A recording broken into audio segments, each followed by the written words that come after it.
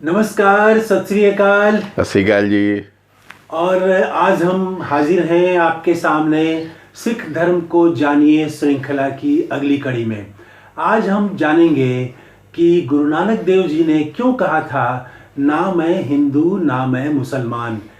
इस विषय पर बात करना इसलिए हमने ज़रूरी समझा कि आज चारों तरफ कौन धर्म बड़ा है, हिंदू बड़े हैं या मुसलमान बड़ा है।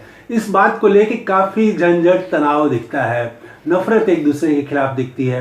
तो इसीलिए हमने आज इस विषय का चुनाव किया कि गुरु नानक देव जी ने क्यों कहा और कब कहा कि ना मैं हिंदू ना मैं मुसलमान। तो आपके सामने सरदार गुरदयाल सिंह जी हैं, वो बताएंगे आपको कि गुरु नानक जी ने किस प्रसंग में, किस स्थिति में ये बात कही थी। जी हाँ, तो मैं बताऊँ सर, गुरु नानक जी ने ये संदर्भ ऐसा है सर कि एक बार गुरु नानक जी काबा में गए थे। तो काबा में वहाँ के मुस्लिम समुदाय के लोगों ने उनको घेर लिया और ये पूछा उनसे कि भाई आप बताइए, आप इतने पहुँचे हुए पीर हैं कि हिंदू बड़ा है या मुसलमान। तो गुरु नानक जी ने उनको साफ कहा कि भाई जो शुभ कर्म करेगा वही बड़ा है। जैसे हिंदू मुसलमान ना हिंदू बड़ा ना मुसलमान मनोई, शुभ कर्मा बाजो दोनों रोई। अच्छा। ये उनका शब्द है कहने का कि भाई शुभ कर्म के बिना दोनों पछताएंगे, इसलिए शुभ कर्म करने वाले ही सच्चे मुसलमान हैं, सच्चे हिंदू हैं। अच्छा। तो और फिर उन्होंने कब कहा कि ना मैं हिंदू ना मैं मुसलमान, ये बात उन्होंने कब कही? हाँ, तो ये गुरु नानक जी का पहला प्रवचन है। गुरु नानक जी जब बेई नदी से स्नान करके बाहर निकले 2-3 दिनों के बाद, तो उन लोगों ने घेर लिया और उन्होंने पहला वचन यही कहा कि भाई ना मैं हिंदू ना मुसलमान, मैं हम लोग सब एक ही प्रभु की संतान। अब वो उसमें है क्या सर कि जो हिंदू हैं वो अपने ईश्वर को मानते हैं और ये ईश्वर का मुसलमान अल्लाह कहते हैं, पर नाम अनेक है, पर वो अनेकों में एक है वो। जी। बस यही उनका कहने का था, भाई वो एक ही है, चाहे आप ईश्वर कह के पुकारे या अल्लाह कह के पुकारे। तो वो 3 दिन के बाद नदी से निकले, इसमें क्या है कहानी? इसमें कहानी ऐसी है सर कि वो रोज़ उनको नदी मैंने स्नान करने जाते थे। वो उस दिन वो दो दिन तो बिल्कुल अलोप हो गए, पता ही क्या लोगों के कहाँ गए वो। अच्छा। उन्होंने मुझे बताया कि मैंने प्रभु के चरणों में गया था, अकाल पुरुष के शरण में चला गया था और वहाँ से मुझे उपदेश मिला कि आप जाके लोगों में प्रेम का संदेश बांटो। लोग जो कुरीतियों में फंसे हुए हैं, वो भ्रम में फंसे हुए हैं, उनको दूर करो। इसलिए मैंने कहा कि ना मैं हिंदू ना मुसलमान, आप जो भी आप कहेंगे वो हम करेंगे, लेकिन अब अपने धर्म पर पक्के रहिए। आप हिंदू है तो हिंदू तो रहिए, मुसलमान तो पक्के मुसलमान बन के रहिए। ये उनका कहने मतलब था। और अच्छे कर्म के लिए उन्होंने जोर दिया। हाँ, जोर दिया, अच्छे कर्म जोर दिया। और एक बड़ा किस्सा एक आता है कि वो घोड़ा कहाँ चला गया था और वो नमाज पढ़ रहे थे, लेकिन वो दिमाग कहीं और चला जाता है। हाँ, और पूजा में भी ऐसा होता है कि पूजा तो कर रहे हैं लेकिन दिमाग संसार में ही लगा रहता है। हाँ, तो वो क्या कहानी सर? ये भी बड़ी प्यारी घटना है।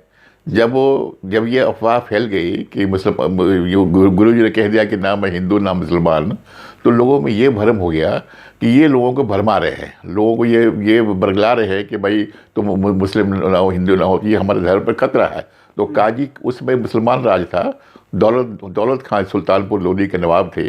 उनके काजी ने जाके शिकायत की कि भाई गुरु नानक जी ऐसा कह रहे हैं, अब उनसे जाके मिलिए। गुरु नानक जी को बुलाया गया। गुरु नानक जी कहा कि भाई सही बात है। तो उन्होंने कहा ठीक है, अब ये सही है, आप क्या हमारे मस्जिद में नमाज पढ़ेंगे आप? तो गुरु नानक जी का बिल्कुल पढ़ेंगे नमाज हम, आप चलिए। बोलेगा आज जुम्मा है, आज समय है, आप चलिए नमाज पढ़िए। तो गुरु नानक जी कहते हमारी एक छोटी सी शर्त है, आप नमाज पढ़ेंगे तो मैं नमाज पढ़ूंगा। अच्छा। और आप नमाज नहीं पढ़ेंगे तो मैं नमाज नहीं पढ़ूंगा। तो वह ठीक है, चलिए। सब लोग गए वहाँ, नमाज में जुट गए। जैसे ही काजी जी ने अपना नमाज शुरू की तो सब ने नमाज में सजदा किया, लेकिन गुरु नानक जी खड़े रहे और मुस्कुराते रहे।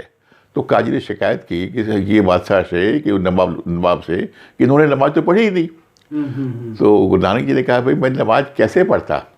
अच्छा। तो आप जो थे, आप मैंने काजी साहब से कहा, आप अपने घर में अपनी घोड़ी के बछड़े को देख रहे थे कि क्या देख रहे थे कि आपकी घोड़ी को नया बछड़ा भी हुआ था, घर में कुआं है आपका, कहीं बछड़ा गिर ना जाए, आपका ध्यान तो वहाँ लगा हुआ था। इस भय में डूबे हुए। हाँ, तो आप तो उसमें थे आप। तो जब आप नमाज में आपका ध्यान होता तब मैं नमाज पढ़ता मैं। अच्छा। तो उन्होंने कहा कि साहब तो थे, नवाब के बाद उन्होंने कहा कि नवाब के साथ क्यों नहीं पढ़ी, कि उनके साथ भी कैसे पढ़ता। वो तो काबुल कंधार में घोड़े परचेज कर रहे थे, उनको लगा अच्छी नस्ल के घोड़े मिलते हैं, इनका ध्यान तो वहाँ लगा हुआ था। दोनों के मन की बात उन्होंने कह दी। तब उन्होंने समझ लिया कि यह सही है, जब तक चित्त आपका नहीं होगा नमाज पढ़ने में तब आप नमाज नहीं पढ़ सकते। तो उन्होंने गुरु नानक जी की बात मान ली कि भाई ठीक है, जब नमाज पढ़ना है तो अपने को एकाग्र चित्त होकर के, ध्यान चित्त होकर नमाज पढ़नी पड़ेगी। बहुत लोग तो जाते हैं धार्मिक स्थल में, हाँ। लेकिन उनका दिमाग चप्पल पर रहता है और आजकल मोबाइल हो गया है। वो उस समय तो घोड़ा खरीद रहे थे और आजकल लोग मोबाइल पर व्यस्त रहते हैं। जी। सर ये भी बात गलत है सर। आप यदि आप गुरुद्वारे जाते हैं या मंदिर जाते हैं, आपको मोबाइल को स्विच ऑफ करना है। मोबाइल तो रखना ही नहीं है पास में, क्योंकि जब मोबाइल में आपका ध्यान अटका रहेगा, किसी का मैसेज आ गया, कुछ आ गया, छोटी सी आवाज़ आती है, टोन आती है, आपका ध्यान भटक जाता है।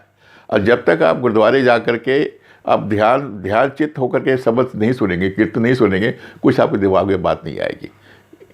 तो ये है नया वीडियो, ना मैं हिंदू ना मैं मुसलमान, और सबसे बड़ा है कि आप अच्छा कर्म करें।